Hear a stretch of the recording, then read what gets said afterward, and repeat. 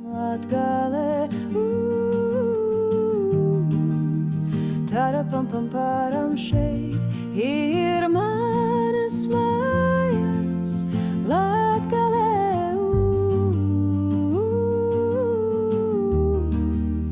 Tāda pam pam param nevis pasaka, bet vieta, kur nav jātēlo vairāk un nav jāmeklē sevi, jo esi te.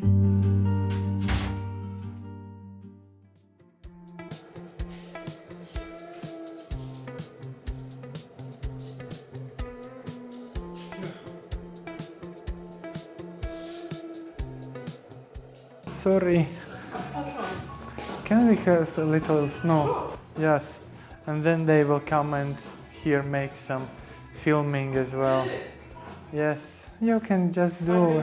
No, you can go do what you're doing. That's fine. That's fine. It's even better that there is some action. Tad jautājums ir, kas šeit notiek? Šī ir mūsu darbnīca un šeit notiek simpozija darbošanās. Tad, kad mums te ir simpozijas, tad šeit ir tā galvenā aktīvākā vieta. Un visi šie te darbi, kas mums te ir, tad tas viss arī ir, pārsvarā tas viss ir veidots šeit uz vietas. Te ir no visas pasaules dalībnieki, laikam kontinenti visi pārstāvēti ir. Antarktīdas nav. Bet citādi, jā, te ir bijuši, laikam, vairāk kā 100 starptautiskos simpozistu un Latvijas tādi, nozīmīgākie keramikas mākslinieki visi, laikam, jau ir pabijuši arī. Bet, vēl jau ir kur augt, tā kā vēl jau ir ko piesaistīt, tā kā gan jau, ka mums kāda vēl paaudzei būs darba. Šito te var pievērt ciet tā smukiņi. Keramika, keramika. Tās laikam visas tādas ir laimīgas sagadīšanās. Kā jau ļoti daudz, kas vienkārši tā sanāca, ka starp visiem tiem cilvēkiem, kas man apkārt ir bijuši, tā kā tie tuvākie sanāca keramiķi. Un sanāk tā, ka tas diezgan pamatīgi ievilka. Iesākumā tā piepalīdzot organizēt kaut ko, vēlāk pašam nedaudz rokas iemēģinot. Un tā beigās sanāca arī akadēmiju pabeigt, tieši keramikas nodaļa. Tā.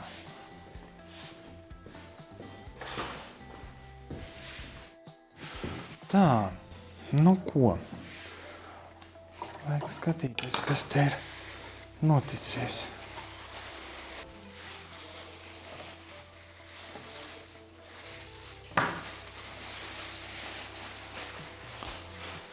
Zīmis esmu Daugavpilī, mācījies vidusskolu, pabeidzis arī Daugavpilī, bet, jāsaka, toreiz es no Daugavpils bēgu vienkārši cik tik var tālu projām, lai tikai neatgrieztos šeit nekad un nemūžam. Nebija tādas iekšējās motivācijas atgriezties. Bija laikam tiešām tāda apstākļu sakritība, kad bija iespēja atgriezties šeit un uzsākt tādu kā restartu. Un restartu tajā jomā, kas laikam patika daudz vairāk.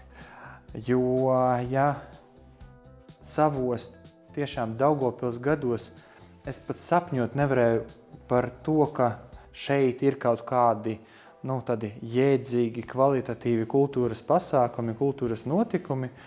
Un tad, laikam, tiešām līdz ar Rotko muzeja rašanos, tas bija tas milzu enkurs, kas mani, tā teikt, pārliecināja, ka šeit tomēr nav viss tik drūmi un nav viss tik ļoti zaudēts. Aivaru Baranovski es iepazinu pirms vairākiem gadiem, sākotnēji, kad viņa dzīves un darba gaitas nebija īsti saistītas vēl ar Rotko, toreiz Daugavpils Marka Rotko mākslas centru, tagad Rotko muzeju, kā aktīvu Latvijas laikmetīgās keramikas centra līdzdibinātāju. Aivars sākotnēji Rotko centrā. Toreiz vēl ienāca kā kolēģis, domājot tieši par mūsu mārketinga un menedžmenta lietām. Bet vēlāk, mainot savu nodarbošanos, veiksmīgi atrodot savu nišu Rotko muzejā, kļūstot par izstāžu un ekspozīciju kuratoru.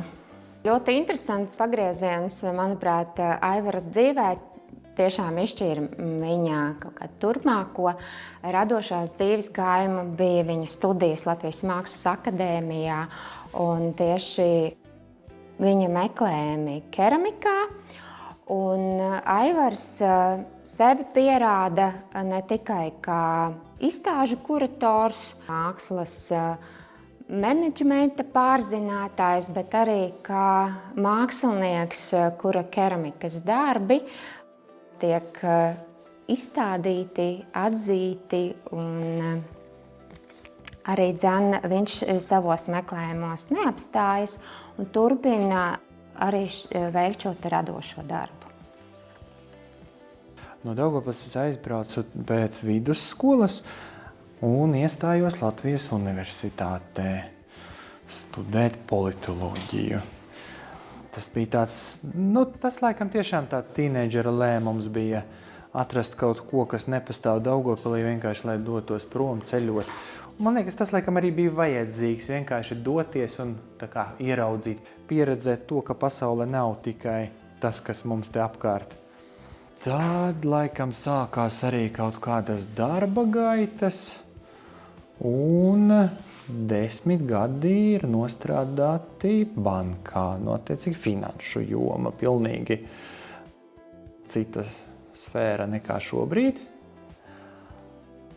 Ļoti dažādas tās pozīcijas bija, kur es strādāju, sākot ar filiāli, kur mēs staipījām naudas maisus tiešā vārda nozīmē, fiziski ar naudu, beidzot ar kaut kādām tur instrukciju rakstīšanām un vērtspapīru grāmatvidiskajām salīdzināšanām. Jā, beigās sanāca tā, ka tomēr visi šie mani draugi, paziņas, kas ir bijuši mākslā, viņi nekur nepazuda, un viņi bija tomēr tie, kas to tādu dzīvāku piesaisti kaut kādiem patiesiem hobijiem arī saglabāja. Tādām drīzāk tā kā tam, kas patiesībā interesē. Jo, visa šī mākslas pasaule man jau vienmēr bija fascinējusi. Es ar Aivaru iepazinos, sanāk jau 8 gadus atpakaļ Latvijas laikmatīgajā keramikas centrā. Es biju rezidencē kopā ar Sanitu Ābolīti, arī mākslinieci, un tad mēs strādājām rezidencē pie saviem keramikas darbiem, un savukārt Aivars tajā brīdī strādāja pie Bienāles projekta. Viņš veica datordarbus tajā brīdī, un tad sanāca, ka mums tas rezidents laiks noritēja vienuleti kopā ar Aivaru, tikai viņam tā nebija rezidents, tas bija darbs pie Bienāles projekta. Es domāju, tas ieguldījums, ko ir Aivars veicis kopā ar Valentīnu, organizējot gan simpozijas, gan Bienāles, ir ļoti liels. Pasākumi ir noteikti nozīmīgi Eiropas kontekstā un ne tikai, arī plašākā starptautiskā kontekstā un arī reģionāli ļoti nozīmīgi, jo kopš paša sākuma visos simpozijos īpaši tiek atbalstīti un iesaistīti tieši reģionāli mākslinieki, kas, man liekas, ir ļoti svarīgi. Un tieši arī ir novērojama šo 10 gadu laikā šo mākslinieku attīstība. Un es domāju, tas ir tieši pateicoties pasākumiem, kuri tiek rīkoti, un izstādēm, simpozijiem, bienālēm. Lielākais izaicinājums strādājot ar mākslu reģionā, laikam, ir tieši vietējā līmenī pierādīt, ka tas, ko tu dari, ir nozīmīgs, svarīgs un vērtīgs Latvijas līmenī. Jo savā ziņā starptautiski jau nav atšķirības, kur tu to dari. Tu to dari tiešām Daugavpilī vai Aknīstē, Liepājā vai Viesītē. Tik lielas atšķirības nav, cik tas, ka Latvijā ir ārkārtīgi tā Rīgas koncentrēšanās ir ļoti izteiksmīga. Un šķiet, ka ja tu neesi Rīgā, tad tu nepastāvi nemaz. Ir sanācis pārstāvēt Latvijas māksliniekus, un, protams, to starpā arī Latgales māksliniekus, arī tādā plašākā mērogā starptautiski. Mums ir bijušas izstādes gan Dienvidkorejā pat, kur pagājuši gadu mums bija tāda plaša izstāde Itālijā, kur mēs pārstāvam, jau jāsaka, Baltijas valstis, attiecīgi, šis te Latvijas laikmetīgās keramikas centrs izveidojies iesākumā, protams, kā tāds reģionālas nozīmes centrs, veidojās uz šī te Latgales mākslinieku pamata, bet šobrīd mēs jau pārstāvam Baltijas valstis, un šobrīd mēs pārstāvam arī Lietuvas un Igaunijas māksliniekus. Un, protams, ka ir patīkami, ka tā pasaules uzmanība tiek pievērsta Daugavpilī, Latgalei, kā vietēji, kura ir izcēlusi šo te mākslas veidu. Domājot par reģionu, par Latgali un arī īstenībā tādā nacionālā valstiskā līmenī un, protams, arī starptautiskā līmenī, būtisks ir Aivara ieguldījums starptautisko keramikas simpoziju organizēšanā un arī, protams, keramikas bienāļu organizācijā. Viņa menedžmenta prasmes, viņa prasmes sadarboties ar māksliniekiem, rast kopīgu valodu. Manuprāt, tas ļoti veiksmīgi sekmē arī tādu ambiciozu projektu īstenošanu Rotko muzejā. Tarapampamparam šeit ir manas mājas Latgalē. Tarapampamparam šeit ir manas mājas Latgalē. Tad, kad es pats veidoju savus darbus, tad es laikam vienkārši ķeros iekšā un tā kā ļauju tām rokām vadīt. Tas tā dīvaini, kā man liekas, ļoti daudzi no māksliniekiem to kaut kā līdzīgos vārdos ieterpi, bet savā ziņā tajā visā ir ļoti liela daļa taisnības, ka tiešām tad, kad tu ar keramikas materiāliem saskaries, tad viņi tevi arī kaut kādā ziņā vadīt sāk, jo redz, kā mēs jau varam runāt par to, ka mūsdienās, teiksim, laikmetīgā māksla ir tāda domu telpa un ideju telpa, bet tas jau nav viss, kas ir māksla. Māksla ir arī tā mācēšana un tā prasme kaut kādā ziņā darboties kopā ar materiālu, darboties līdzās, ļauties kaut kādā ziņā tam materiālam. Bet man patīk dažreiz tiešām strādāt pie vairākiem darbiem vienlaicīgi. Un tad, kamēr viens žūst, kamēr otru jau var turpināt, tie radošākie periodi laikam ir ziema, tad, kad varbūt mazāk ir visādu izstāžu atklāšanu. Vasara, kad sanāk pašam doties uz kaut kādiem simpozijiem vai, attiecīgi citiem pasākumiem. Vienmēr cenšos vismaz reizi gadā kaut kur aizbraukt uz kādu simpoziju ārpus Latvijas. Arī Latvijā, protams, arī ir forši. Vasara arī pie mums ir patīkama. Dod tādu brīvību kaut kādā ziņā, beidzot tu neesi kurators, tu neesi ne par ko atbildīgs, beidzot tu vari vienkārši nodoties tiešām pats savai mākslai un paskatīties, kā citās valstīs veido simpozijus, kaut kādas idejas, varbūt pasmelties arī par to, kā savējos simpozijus uzlabot. Protams, tie ir arī ļoti labi kontakti ar citiem keramikas māksliniekiem, iestādēm. Atšķirības un līdzības keramikā Latvijā, Baltijas reģionā, Eiropā un pasaulē kopumā tendences ir līdzīgas un ir atšķirības individuālos mākslinieku darbos. Varbūt tas saistās tieši ar katras valsts kultūru, vēsturisko tādu mantojumu vai mentalitāti, kas attiecīgi ir kaut kāds kolorīts vairāk. Teiksim, porcelāns vairāk ir Ķīna un Koreja, kas ir diezgan loģiski, jo tas ir materiāls, kas tur ir pieejams, un tur līdz ar to var redzēt varbūt citu materiālu pielietojumu, bet tai pašā laikā mākslinieki strādā rezidencēs visā pasaulē, un līdz ar to tās tehnikas un veidi ir tik ļoti sajaukšies, ka bieži vien nevar pateikt.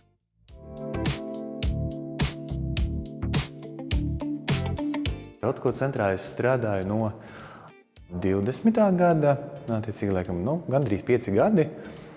Un iesāku es strādāt kā mārketinga vadītājs, pēc tam virzījos vairāk uz kuratora darbu. Ko nozīmē kurators? Kurators veido izstādes, nodrošina to, ka muzejā ir mainīgās ekspozīcijas, vai arī veido pastāvīgu ekspozīciju. Attiecīgi manā darbības jomā šobrīd ir mainīgo ekspozīciju veidošana, piesaistot māksliniekus, veidojot izklājumu, kā tas izskatīsies, sākot ar bezmaz vai sienu krāsām, ģeometriju, podestūrām, un beidzot arī tekstu veidošanu un mākslinieckās domas pasniegšanu.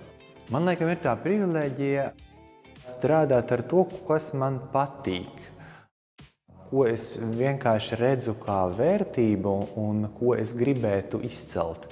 Es strādāju ar tiem cilvēkiem, kuri man šķiet vērtīgi. Laikam tā es to nosauktu. Un runājot par Latvijas māksliniekiem, tie ir cilvēki, kuru mākslai es biju sekojis vēl kopš kaut kādu savu studiju laikiem un nemaz nebiju iedomājies, ka es kādreiz varētu ar viņiem sastrādāties. Bet šobrīd, pateicoties, protams, Rotko muzejam, tiek arī veidoti šie sadarbības projekti. Vērtīga māksla, tā veido pasauli. Viņa ir reizē arī izaicinoša, un viņa nevar būt bez estētikas. Un man ārkārtīgi patīk tie mākslinieki, kuri prot šo visu apvienot. Vislielākais, vissarežģītākais un arī viskvalitatīvākais projekts, protams, ka bija Jana Švankmajera projekts. Tas bija kaut kas tāds grandios, gan darbu skaita ziņā, gan apjoma ziņā, gan tās visas dažādības ziņā, gan arī tas, kas tas vispār bija. Tās bija tik milzīgas pārmaiņas, tās bija 2 fūras ar darbiem. Tā kā, laikam lielāka projekta vēl pagaidām nav bijis. Aivara ilgi lolota ideja. Ambicioza, ļoti mērķtiecīga, ļoti vērienīga ideja, kas īstenojās viens no tādiem būtiskākajiem notikumiem muzeja saturiskajā daļā 2024. gadā. Rotko muzejs pirmkārt jau pieteicis sevi un attīstījies par vietu, kurai ir starptautiska nozīme. Tā nav vairs lokāls kultūras centrs. Mēs esam kopējā kultūras kontekstā, kopējā Eiropas kontekstā. Mēs atrodamies Latgalē, tur ir savi plusi un mīnusi, bet tas saturs, ar ko strādā Rotko muzejs, ir pasaules mākslas saturs. Šī te pasaules māksla ir šeit Latgalē. Aivarā, manuprāt, ir tāda dzirkstele. Tas, ko viņš negribētu pieņemt, viņš negribētu mūs saukt par reģionālu muzeju. Viņam ir svarīgi tas, ka Rotko muzejs tomēr ir būtisks spēlētājs starptautiskajā mākslas telpā, un tādēļ varbūt viņam gribas mazliet izaicināt šo te sabiedrību, kas ir reģionā, piedāvāt līdz šim varbūt netipiskus, varbūt sākotnēji nepieņemamus projektus. Principā Aivars Rotko muzejā ir īstenojis 3 mākslas izstāžu projektus, kas bija diezgan sensitīvi, provokatīvi, tie, kas raisīja domāt vispār par cenzūru mākslā, bet mēs redzam, ka tas nostrādā, un katra nākamā izstāde tiek pieņemta ar ne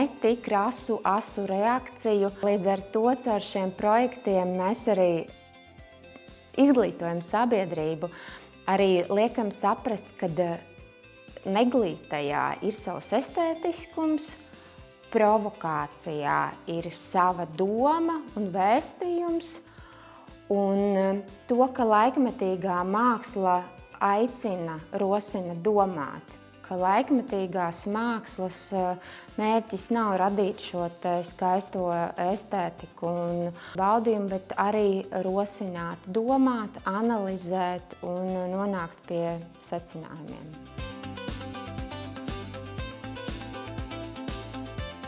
Šī ir viena no izstādēm, kuros es arī esmu kūrējis. Sergejs Dzjomins ar tādu lakonisku nosaukumu Glezniecība. Un viņš laikam iemieso tādu kā būtību, kas man glezniecībā ārkārtīgi patīk. Tā ir tiešām tāda vienkārši patiesa glezniecība. Viņš dara to, kas viņam patīk un to, kas viņam padodas. Un rezultātā mēs arī redzam saturu un vēstījumu. Varbūt viņš nav uzreiz tik ārkārtīgi tiešs un konkrēts, bet tāpat laikā katrs tur var atrast tik daudz ko sevi, kaut ko tādu, kas tiešām iekustina.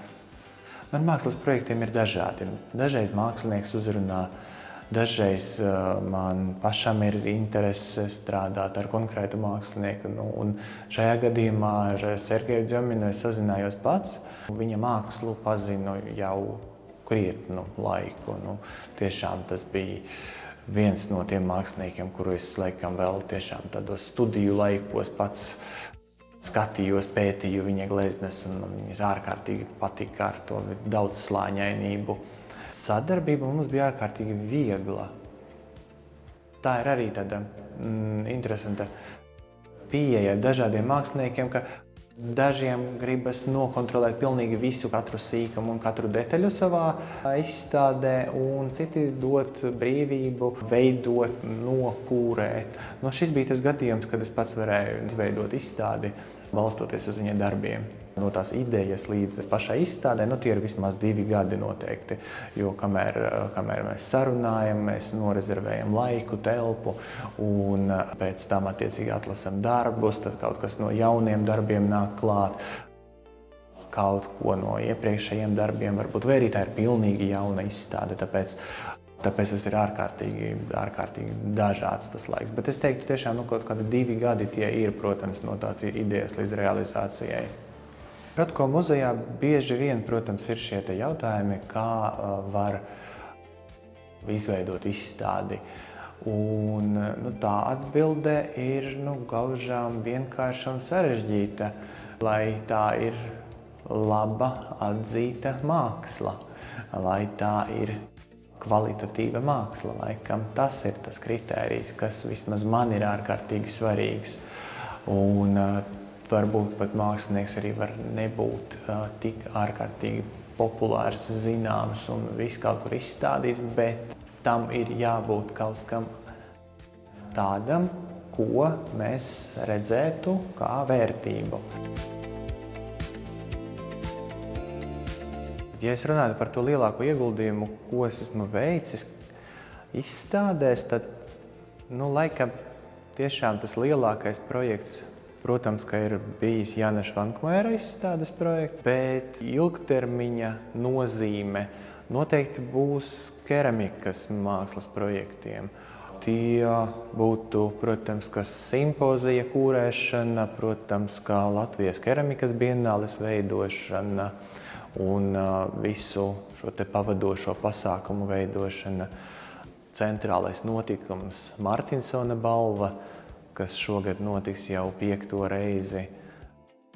Šobrīd mēs kādreiz veidojam to finālu atlasi ar darbiem. Tas, laikam, būtu tāds nozīmīgākais ilgtermiņa ieguldījums.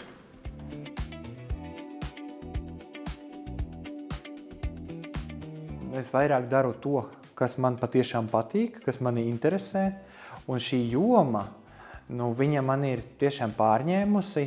Ne tikai ar to, ko es daru, kā attiecīgi fiziski keramikas materiālā, bet arī ar visu izstāžu kūrēšanu, ar starptautiskiem pasākumiem, ar Baltijas pārstāvēšanu. Tas ir kļuvis par tādu pilnīgi cita veida dzīvesveidu. Un Daugavas tādā ziņā ir ļoti laba tāda bāzes stacija, kurā būt. Es laikam viņu tā vairāk uztvertu kā tādu punktu, no kurienes es strādāju.